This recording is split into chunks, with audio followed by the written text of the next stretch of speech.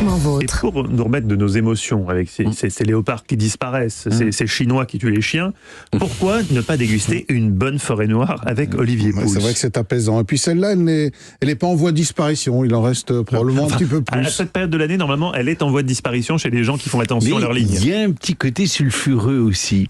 Il y a des pornos aujourd'hui. Il voit du cul partout. Mais c'est Oui, vrai, la forêt il y a noire. eu, les gens disaient une forêt noire. Vous savez, c'est une parodie, vous disait un type qui... C'est à côté de Stéphane. Comme la motte. Enfin, ça serait une évocation de la motte. Forêt noire. Je pense que c'est le mot le plus moche qu'il y a pour désigner. C'est le plus moche, mais je pense qu'il dessine exactement ça. C'est vrai que c'est pas très classe. Hein. Bon, en tout cas, dans ce cas-là, je préfère la pâtisserie. Bon, Olivier, l'origine de la forêt noire, elle est très différente de ce que Stéphane nous raconte, je crois. Complètement. Et d'ailleurs, figurez-vous qu'elle n'est pas du tout née dans la forêt noire. Je vous dirai dans un instant pourquoi elle s'appelle forêt noire. Mais non, c'est un pâtissier de Bad Godesberg, qui est une petite ville située dans la banlieue de Bonn, qui a eu l'idée en 1915, c'est un gâteau assez contemporain, de composer ce gâteau à base de crème fouettée, de cerises aux kirsch et de copeaux de chocolat. Dans la première version, afin de pouvoir le transporter, il avait ajouté un petit socle en dessous qui était en pâte sablée. Depuis, on l'a fait évoluer puisqu'on utilise plutôt de la génoise. Je vous donnerai une recette de génoise très facile d'ailleurs dans un instant.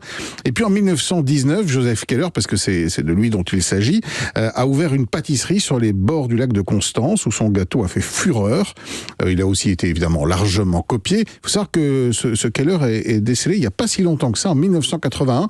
Et c'était un de ses apprentis qui l'a remis le fameux manuscrit sur lequel il avait fixé la recette originale et qui a repris cette pâtisserie. Donc si on veut vraiment s'approcher le plus près possible de la recette originale et de ce qu'est la forêt noire, eh bien il faut se rendre sur les bords du lac de Constance. Avec pâte sablée, donc. Avec, je pense, pâte sablée, la recette originale. Alors, pourquoi forêt noire?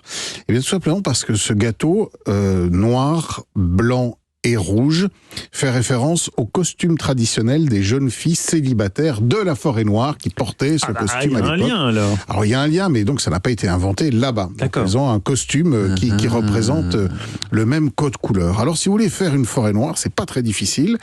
Même Stéphane va pouvoir y arriver. Il faut faire une génoise. Alors pour faire une génoise facile, simplement 4 œufs, 100 grammes de sucre et un peu de poudre de cacao.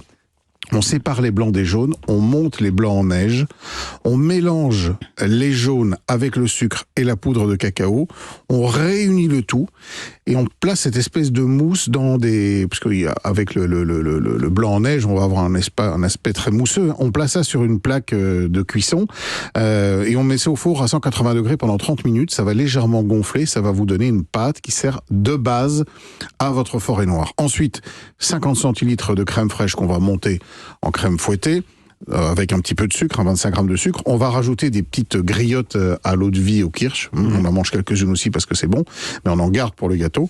Un petit trait de kirsch et puis surtout des copeaux de chocolat. On les achète, on les fait soi-même avec un économe.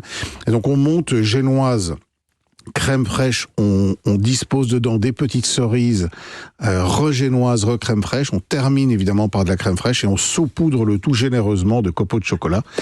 Et on a un petit jeu de texture délicieux. C'est-à-dire que là, tu m'as fait en direct le son que j'avais trafiqué pour que tu disais une phrase en boucle où tu disais et là on remet de la crème fraîche et on remet de la crème fraîche, ensuite on y retourne, on met la génoise et la crème fraîche et ça donne ce que c'est le principe du millefeuille, de ces gâteaux montés avec plusieurs couches. Et là, on est prêt pour le body summer, comme vous nous disiez l'autre jour. Oui, le summer body si vous préférez. Ouais. Mais c'est terriblement gourmand. Et moi, j'adore ces petites griottes au kirsch là, qui apportent leur pointe d'acidité qui se marie admirablement bien avec le chocolat. Merci beaucoup, Olivier. On retrouve toutes vos recettes sur le site europe1.fr.